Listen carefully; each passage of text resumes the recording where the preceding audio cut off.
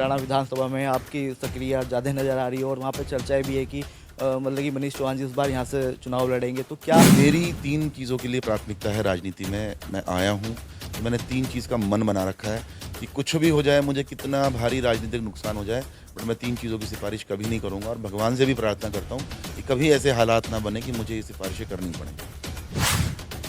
समाजवादी में रहे, फिर अभी आप काफ़ी लंबे समय से भारतीय जनता पार्टी बीजेपी में सक्रिय हैं। हालांकि बीच में 2024 के इलेक्शन में चर्चा चली थी कि मनीष चौहान जी को जो है लोकसभा में टिकट मिलने की संभावना है, लेकिन फिर ऐसा नहीं हो पाया, तो मन में कहीं हताश और निराशा पैदा हुई। मेरा मानना है कि भाग्य से ज़्यादा और समय से पहले कभी इंसान को कुछ नहीं मिलता। हताश मैं इसलिए नहीं हूँ क्योंकि मेरे पिताजी सक्रिय राजनीति में हैं। तो जब तक वो सक्रिय राजनीति में हैं, वो एमएलसी हैं, आज बड़े गर्व होता है बड़ा कि पूरे उत्तर प्रदेश के अंदर आज वो शायद 80 में वो पहली बार विधायक बने, तो 80s का कोई भी जनप्रतिनिधि अभी सदन में नहीं है। तो इतने सीनियर पिता का पुत्र होना, इतने सीनियर नेता का पुत्र होना और जब वो हैं तो हम सभी विधायक हैं, सारे काम हुए हैं। अभी मैं लखनऊ गया था तो वहाँ पर भी हम अपने जनपद की लगभग 7-8 सड़कें, ऐसी सड़कें हैं।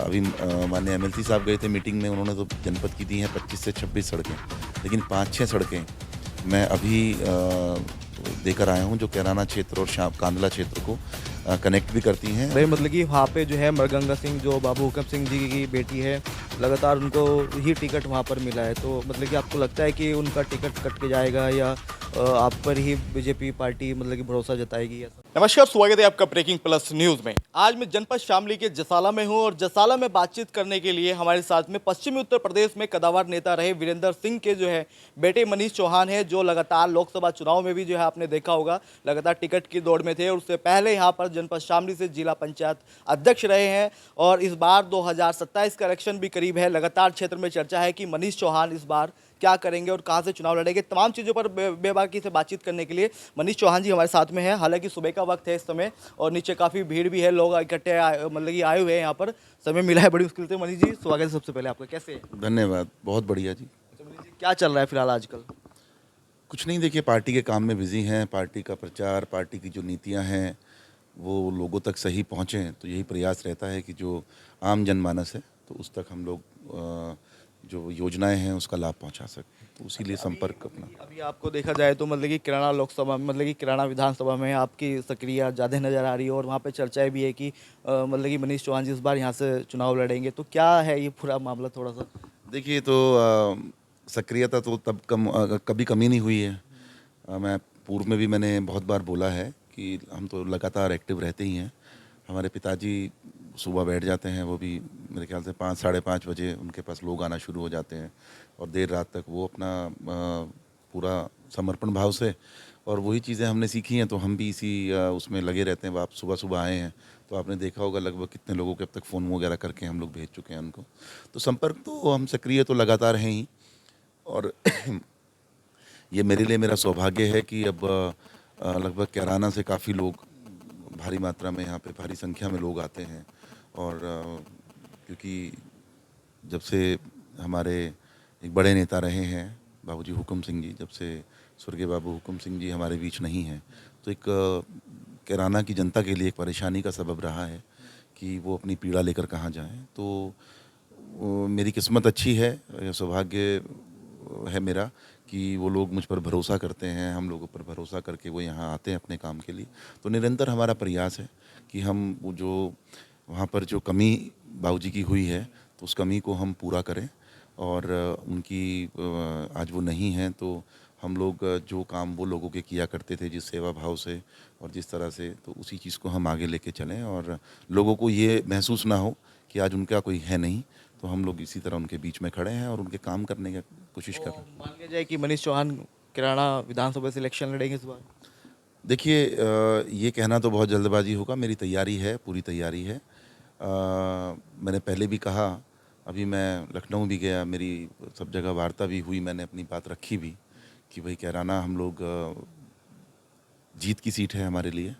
और क्योंकि देखिए कास्ट फैक्टर सब जगह होता है, तो हमारे जनपद की 3 सीटें हैं। हमारा अगर हम शामली की बात करें तो शामली से लोकदल का गठबंधन भी है और लोकदल के सिटिंग एमएलए भी हैं अभी, तो संभावना है। और वैसे भी अगर ये सीट भारतीय जनता पार्टी के पास रहती भी है तो जातीय समीकरण में जाके हमारे जाट समाज से यहाँ पर प्रत्याशी होते हैं। और ऐसी बात करें हम थाना भवन विधानसभा की, तो वहाँ पर हमारे पार्टी के बड़े नेता हैं आदरणीय सुरेश राणा जी, तो वो वहाँ से चुनाव लड़ते हैं। तो गुजर की दावेदारी सिर्फ कैराना सीट पे बनती है, तो जो भी है हम सब दावेदारी वहीं उसी सीट पर कर रहे हैं। निर्णय पार्टी को लेना है, लेकिन हमारी तैयारी बड़ी मजबूती से है और मैं उम्मीद करता हूँ कि इस बार बहुत अच्छा सुखद नतीजा कैराना सीट का रहेगा। और भगवान ने चाहा, माँ भगवती की कृपा हुई, बाबा भोलेनाथ का आशीर्वाद रहा, तो पूरे ताकत के साथ हम लोग चुनाव में जाएंगे और चुनाव जीतकर कैराना का इस बार रिकॉर्ड तोड़ने का काम करेंगे। जी, मेरा आपसे एक सवाल हो रहा है। 2017 के इलेक्शन में आप निर्दलीय शामली विधानसभा से इलेक्शन लड़े थे।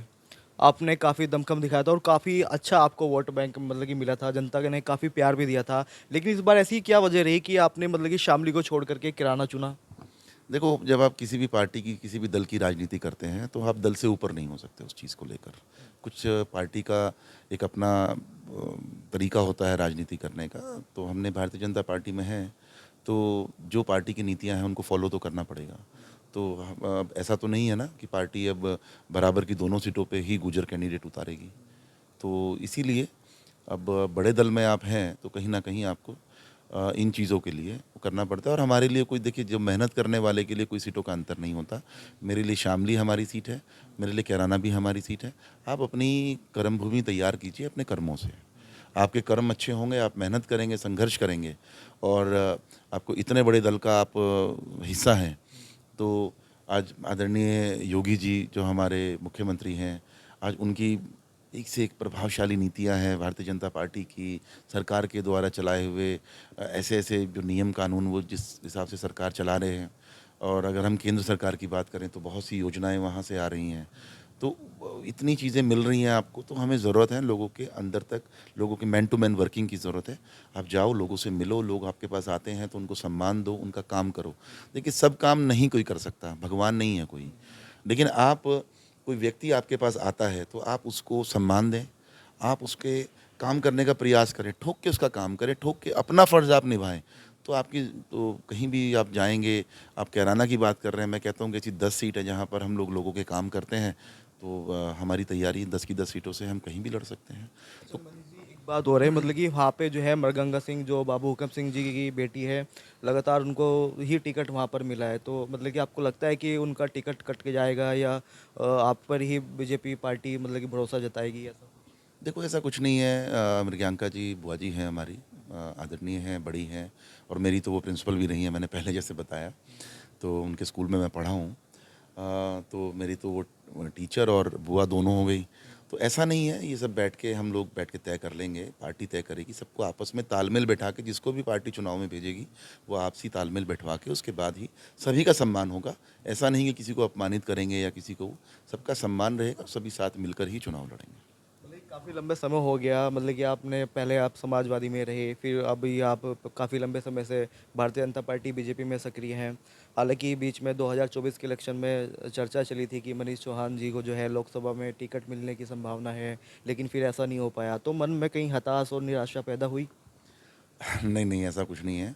मैं कल का आपने शायद भाषण सुना होगा, मैंने कहा, बहुत बार ऐसा हुआ, कई कई मौके आए कि मैं बड़ा नज़दीकी सदन में जा सकता था, लेकिन मेरा मानना है कि भाग्य से ज़्यादा और समय से पहले कभी इंसान को कुछ नहीं मिलता।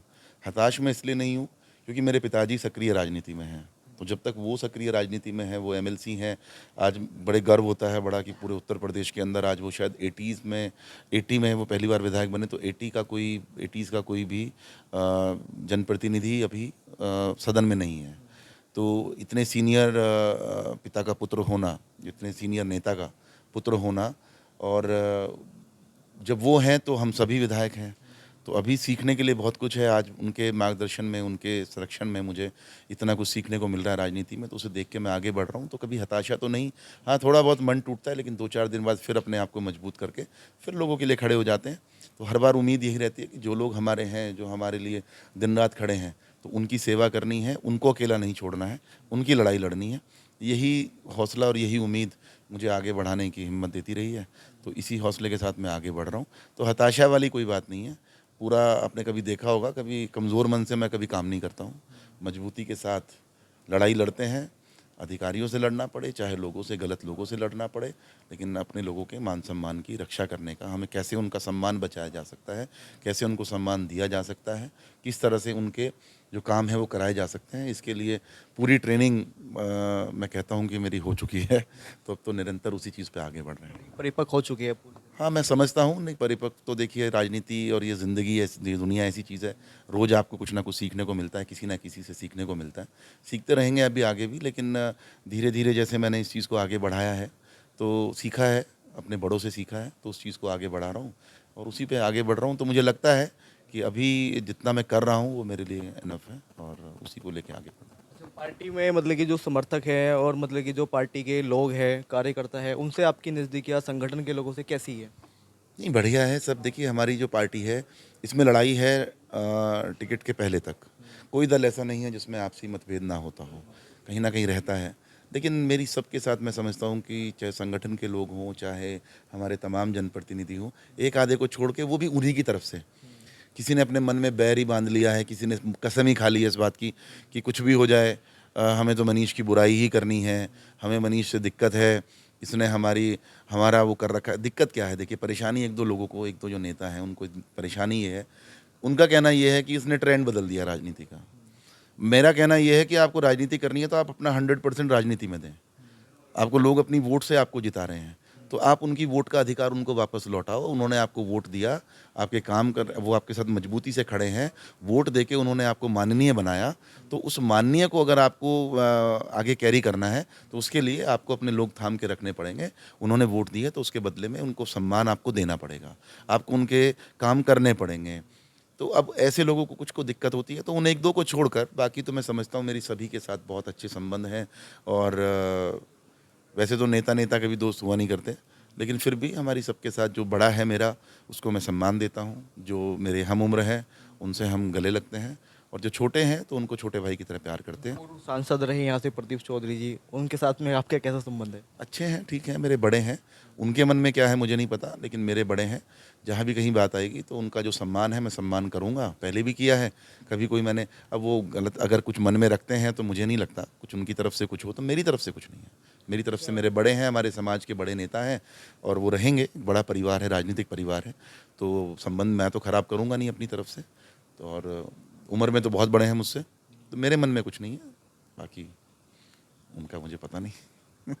मधु जी मतलब कि मधु सिंह यहाँ से जिला पंचायत अध्यक्ष आपने ही बनवाई थी वो यहाँ पे, और विवाद भी काफ़ी हुआ, तो अब कैसा है? मतलब ठीक है सब चीज़ें, हालांकि अभी आपके ही ग्रुप में आ गई है। नहीं नहीं, ग्रुप में क्या आ गई हैं, अपने घर में आई हैं वो। हम एक पारिवारिक सदस्य थी हमारी, वो बीच में अब नेतागिरी ऐसी होती है ना ये कि कीड़े ने काटा कहीं और, दवाई लग रही है कहीं और, तो वाला काम होता है ना कि भाई उसने ये किया। और तो कुछ नहीं है, वो परिवार की है और है। अभी 30 तारीख को हम लोगों की मीटिंग है, अभी उसी की तैयारी में हम लोग लगे हुए हैं। हमारे 30 तारीख को जिला पंचायत की बैठक करेंगे, मधु रहेंगी वहाँ पर, सभी हमारे पूरे जो नेता लोग हैं सभी रहेंगे।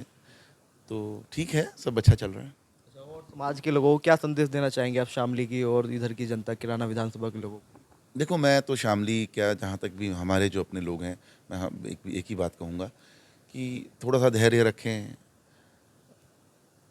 सही काम करें, शिक्षा की तरफ ध्यान दें, गलत सिफारिशें नेताओं से भी ना कराएं। देखिए, नेताओं की तो मजबूरी होती है, लेकिन थोड़ा सा आप लोग भी तय करें कि आपसी झगड़े कम होने चाहिए, फैसलों पे ज़्यादा चलना चाहिए। जो पुरानी प्रथा राजनीति की थी वो लौटनी चाहिए। समाज के अंदर द्वेष भावना कम होनी चाहिए, ज़्यादा द्वेष भावना ना हो। और उसी मतलब एक शांति, क्योंकि देखिए नेतागिरी का मज़ा भी तभी आएगा जब आप क्षेत्र का वातावरण अच्छा होगा। हमारा निरंतर प्रयास रहता है, लेट नाइट में जो, इसलिए रात को सोने में लेट हो जाता हूँ, क्योंकि दिन में जो वैसे काम होते हैं अधिकारियों से या और क्षेत्र के काम होते हैं वो करते हैं हम। रात को हमारा प्रयास ये रहता है कि हम लोग जो फैसले हैं उनको कराएं। अच्छा, मनीष चौहान जी, एक सवाल मेरा आपसे हो रहा है, अगर आप इस क्षेत्र की बात करें तो यहाँ पे पिछले कुछ समय में जो नशे का काम है वो काफ़ी तेज़ी से बढ़ा है और काफ़ी लोग उस चीज़ के शिकार भी हुए हैं। देखो, मैं एक चीज़ आपको स्पष्ट कर देना चाहता हूँ। मैंने कल अपने भाषण में भूरा गाँव में भी कहा था कि मेरी 3 चीज़ों के लिए प्राथमिकता है राजनीति में। मैं आया हूँ, तो मैंने 3 चीज़ का मन बना रखा है कि कुछ भी हो जाए, मुझे कितना भारी राजनीतिक नुकसान हो जाए, बट मैं 3 चीज़ों की सिफ़ारिश कभी नहीं करूँगा और भगवान से भी प्रार्थना करता हूँ कि कभी ऐसे हालात ना बने कि मुझे ये सिफ़ारिशें करनी पड़ें। उसमें सबसे मुख्य जो बिंदु है वो यही है कि जो भी स्मैक का कारोबार करते हैं, जो नशे का कारोबार करते हैं, मैं उनकी किसी की कभी जीवन में सिफ़ारिश नहीं करूँगा। मैंने आज तक आप तमाम थानों में जितने भी हमारे अधिकारी हैं, आप तमाम किसी से पूछ लीजिएगा, मैंने कभी किसी स्मैक का व्यापार करने वाले के लिए कभी सिफ़ारिश नहीं की। गलती से मैंने अगर फ़ोन कर भी दिया, तो मुझे अगर इंस्पेक्टर ने बताया कि सर ये वो काम करता है, या सीओ ने बताया, या कहीं भी बात हुई कि ये तो स्मैक का काम करते हैं और व्यापारी हैं स्मैक के, तो मैंने उनको बोल दिया कि आप गलत मत भेजिएगा, जायज़ हो तो कार्रवाई करिए। मैं हमेशा ये कह के फ़ोन रख देता हूँ। बहुत सारे लोग परेशान भी है, मतलब कि जो युवा देश का भविष्य अगली जनरेशन के लिए बड़ा, मैं बहुत बड़ा इसमें माननीय एमएलसी साहब ने, हमारे पिताजी ने भी ये चीज़ इवन मीटिंग में भी कप्तान साहब को कहा कि अगर आप नशा बंद कर गए, स्मैक का कारोबार अगर हमारे यहाँ से बंद हो गया तो बहुत बड़ा। अभी ये देखिए आप, अभी पूर्व में कोतवाल थे, अभी उनको हटा दिया गया है। धर्मेंद्र जी यहाँ पर रहे कैराना, तो मैं अप्रिशिएट करता हूँ, हटने के बाद भी मैं उनकी तारीफ़ करता हूँ, उन्होंने बहुत शानदार काम किया और नशे पे बहुत लगाम लगी। आज भी वहाँ पर एक बड़े अच्छे अधिकारी आए हैं, उनकी जगह धर्मेंद्र जी का जब ट्रांसफ़र हुआ तो अभी अत्री जी हैं। तो मैं समझता हूँ, क्योंकि उनको भी मैं देखता हूँ, क्या झिंझाना भी उन्होंने काम किया है, उन्होंने शामली में भी कोतवाल रहे हैं, अभी उनको कैराना कोतवाली में है। तो उन्होंने जो काम वो भी कर रहे हैं, तो मैं समझता हूँ कि अगर इसी तरह ऐसे अधिकारियों ने मन बना लिया पुलिस वालों ने, क्योंकि पुलिस जिस दिन अपनी पे आएगी तो ये चीज़ें बंद हो जाएंगी। तो कैराना में आपने एक चीज़ नोटिस की होगी, चाहे कैराना हो चाहे हमारा कांदला कस्बा हो, कहीं तक संख्या घटी है। पहले से अगर आप देखेंगे 3-4 महीने 5 महीने में इसमें गिरावट आई है, और मैं उम्मीद करता हूँ कि और 6 महीने के अंदर इसमें बहुत भारी गिरावट, और हम कोशिश कर रहे हैं कि ये बंद ही हो जाए यहाँ से। जनता आपसे अपील करती है, मतलब कि यहाँ पे कई लोगों से बातचीत हुई, क्योंकि आप यहाँ के जनप्रतिनिधि रहे, ज़मीनी स्तर से जुड़े रहे, मतलब कि जिस तरह से ये कुछ पिछले कुछ समय में ये चीज़ें यहाँ पे पनपी है, लोग क्राइम भी इस चीज़ में, मतलब कि बहुत ज़्यादा क्राइम भी बढ़ा है, और वो नशे की वजह से ही कहीं ना कहीं मानते हैं कि बढ़ा है, नशे में आकर के इस तरह की चीज़ें हुई है। तो मतलब कि मनीष चौहान इस चीज़ को लेकर भी सक्रिय होंगे या प्रयास करेंगे कि मेरे क्षेत्र से ये तमाम चीज़ें जो है बिल्कुल जड़ से ख़त्म होने का प्रयास? नहीं, हम लोग सक्रिय हैं इसमें, ज़बरदस्त तरीके से सक्रिय हैं।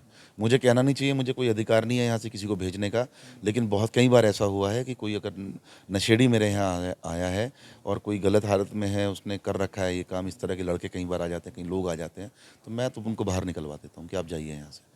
मैं कभी मदद नहीं करता, और पुलिस को भी हम पूरे सक्रिय तरीके से, पूरा हमने जितना है वो बोला हुआ है एज अ जनप्रतिनिधि कि इसको हम लोग इसमें लेकर हम बहुत ही सीरियस हैं कि ये चीज़ ख़त्म होनी चाहिए, और जल्दी देखना आप, बहुत जल्दी इसको हम बिल्कुल ही जड़ से ख़त्म कर देंगे यहाँ से। अच्छा मनीष जी, मेरा एक आपका आपसे एक सवाल हो रहा है, क्योंकि मतलब कि क्षेत्र में क्या है कि बरसात का मौसम चल रहा है, और ऐसे में कई जगह अगर आप देखोगे तो सड़कों की हालत बड़ी खस्ता है, और जल भराव की स्थिति भी है आपका, मतलब कि आसपास के क्षेत्रों में, तो उसके लिए भी आपके माध्यम से कुछ प्रयास इस तरह का? नहीं, बहुत इस बार आप देखेंगे तो अगर आप जिला पंचायत के पूरे काम देखें या माननीय एमएलसी साहब की आप निधि देखेंगे, तो आप देखना तमाम कितनी सड़कों पे वो किया है। हम लोगों ने काम करके जो गंदगी निकालने का काम किया, कहीं गाँव में जहाँ पानी भरा हुआ था निरंतर, वहाँ पर हमने ठीक किया, चाहे कहीं तालाब खुदवाने का काम किया है, कहीं नाले देने का काम किया है, कहीं सड़क नीची है तो उसको ऊपर उठवाने का काम किया। ये सारे काम हुए हैं। अभी मैं लखनऊ गया था तो वहाँ पर भी हम अपने जनपद की लगभग 7-8 सड़कें, ऐसी सड़कें हैं। अभी माननीय एमएलसी साहब गए थे मीटिंग में, उन्होंने तो जनपद की दी हैं 25 से 26 सड़कें, लेकिन 5-6 सड़कें मैं अभी देकर आया हूँ जो कैराना क्षेत्र और कांदला क्षेत्र को कनेक्ट भी करती हैं, और उससे आवागमन जो है, चाहे जिसमें हमारी कांदला से लेके गंगेरू तक की रोड है, ये उसको चौड़ीकरण और उसकी मरम्मत होना, क्योंकि वो बड़ा हालत उसकी ख़राब है और बहुत ट्रैफिक उस पे रहता है। एक अभी गढ़ी रामपुर में हमने स्कूल से जो तितरवाड़े से रास्ता आता है, वहाँ से लेकर वो लगभग 3 किलोमीटर का टुकड़ा गांव तक हमने वाल्मीकि मंदिर तक देने का काम किया है। ऐसे ही हमारा चौसाना में जो ये अपना बॉर्डर लगता है, ये दाढ़ी नगर है, वहाँ से दाढ़ी नगर से और ईसापुर कलाल्टी जो है, वहाँ तक लगभग वो 1.5 किलोमीटर की सड़क है। उसको हमने काली सड़क बनवाने का, उसका मरम्मत का, उसका काम के लिए हम लोग अभी माननीय पीडब्ल्यूडी मंत्री जी को देके आए। तो इसी तरह की बहुत सी सड़कें हैं। एक गांव कंडेला में आप जाते हैं तो तालाब जब है तो तालाब में, क्योंकि हमने उसमें वादा किया था, नाला तो मैंने बनवा दिया और तालाब भी खुदवाया, तो पानी वहाँ से सूख गया। नहीं तो पिछले 10-15 सालों से हम देख रहे थे कि वहाँ पे निरंतर पानी भरा हुआ था। तो हमने उसको अभी, जहाँ गांव में एंट्री होती है तो मेन हाईवे से, और उसको हमने अंदर ले जाकर भूरा मार्ग तक, जो आबादी भाग है उसमें सीसी का भेजा है प्रस्ताव, और बाहर उसको हमने पीसी सड़क, काली सड़क बनवाने का काम किया। तो तमाम ऐसे प्रस्ताव लेकर हम अभी लखनऊ गए थे। तो इस वित्तीय वर्ष में मैं समझता हूँ कि वो मंजूर होकर आ जाए तो एक बहुत बड़ी समस्या यहाँ पर वो समाप्त होगी।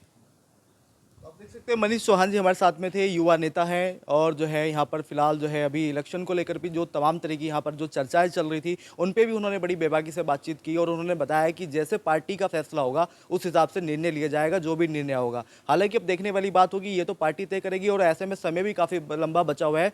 और अब बाकी आप क्या सोचते हैं इस खबर के बारे में, कमेंट सेक्शन में अपनी राय जरूर दिए। तब तक के लिए धन्यवाद। देखते रहिए ब्रेकिंग पोस्ट।